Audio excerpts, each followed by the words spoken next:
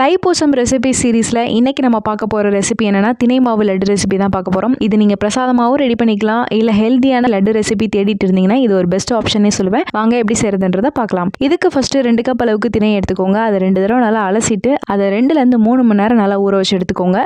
ஊற வச்ச தினையை ஒரு ஸ்ட்ரெயினரில் போட்டு நல்லா ஒரு 10 நிமிஷத்துக்கு நல்லா வடித்து எடுத்து வச்சுக்கோங்க.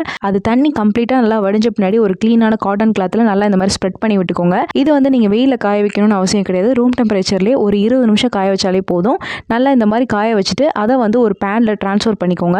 இதை ஒரு 5லேருந்து 10 நிமிஷம் நல்லா ரோஸ்ட் பண்ணிட்டீங்கன்னா இந்த மாதிரி நல்லா ட்ரை ஆகி வந்துடும். நல்லா கம்ப்ளீட்டாக ஆற வச்சுட்டு இன்னொரு மிக்ஸி ஜார்லையோ இல்லை பிளெண்டர்லையோ போட்டு நல்லா ஃபைனாக அரைச்சி எடுத்து வச்சுக்கோங்க. இப்போ இன்னொரு பேனில் 3/4 கப்லேருந்து 1 கப் அளவுக்கு வெல்லம் எடுத்துக்கோங்க. அதுக்கு 1/2 கப் அளவுக்கு தண்ணி ஊற்றி வெல்லம் நல்லா கரையிற அளவுக்கு மட்டும் ஹீட் பண்ணி எடுத்துக்கோங்க. நீங்கள் வெல்லம் பவுடராகவே ஆட் பண்ணிக்கிறீங்கன்னா இந்த ப்ராசஸ் நீங்கள் ஸ்கிப் பண்ணிக்கலாம். இப்போ இன்னொரு பேனில் 2லேருந்து 3 டேபிள் ஸ்பூன் அளவுக்கு நெய் ஆட் பண்ணிவிட்டு உங்களுக்கு தேவையான nuts and dry fruits cut பண்ணி ஆட் பண்ணிக்கோங்க. ஆட் பண்ணிவிட்டு நல்லா ரோஸ்ட் பண்ணிவிட்டு ஸ்டவ் ஆஃப் பண்ணிவிட்டு நம்ம அரைச்சி வச்சிருக்க தினை மாவு ஆட் பண்ணிவிட்டு வெல்லத்தையும் நல்லா வடிச்சிட்டு ஆட் பண்ணிவிட்டு 2லேருந்து 3 டேபிள் ஸ்பூன் அளவுக்கு தேன் ஆட் பண்ணிவிட்டு எல்லாத்தையுமே சேர்த்து நல்லா மிக்ஸ் பண்ணிக்கோங்க. நான் வெல்லத்தை தண்ணியில் கரைச்சிட்டு ஆட் பண்ணதுனால எனக்கு ஈஸியாக பிடிக்க வந்துருச்சு. நீங்கள் வெல்லம் பவுடர் ஆட் பண்ணுறீங்கன்னா இன்னும் கொஞ்சம் நெய்யை நீங்கள் சூடு பண்ணிவிட்டு லட்டு நல்லா ஹீட்லேயே பிடிச்சிட்டிங்கன்னா உங்களுக்கு ஈஸியாக வந்துடும்.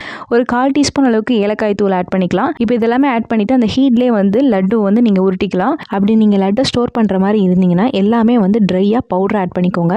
இந்த மாதிரி வெல்லத்தை தண்ணியில் கரைச்சி ஆட் பண்ணாதீங்க. இது 1 டேல நீங்கள் காலி பண்ணுற மாதிரி இருந்தால் மட்டும் இந்த மாதிரி ரெடி பண்ணிக்கோங்க. அப்படி நீங்கள் வெல்லமே வேண்டாம்னு நினச்சிங்கன்னா நீங்கள் பவுடராக இருக்க நாட்டு சர்க்கரையோ இல்லை நார்மல் சர்க்கரையோ ஆட் பண்ணிக்கலாம். தினை லட்டுக்கு நான் யூஸ் பண்ணிக்க இன்க்ரீடியன்ஸ் மெஷர்மெண்ட்ஸ் எல்லாமே ஃபர்ஸ்ட் கமெண்ட்ல பின் பண்ணுறேன், செக் பண்ணிக்கோங்க.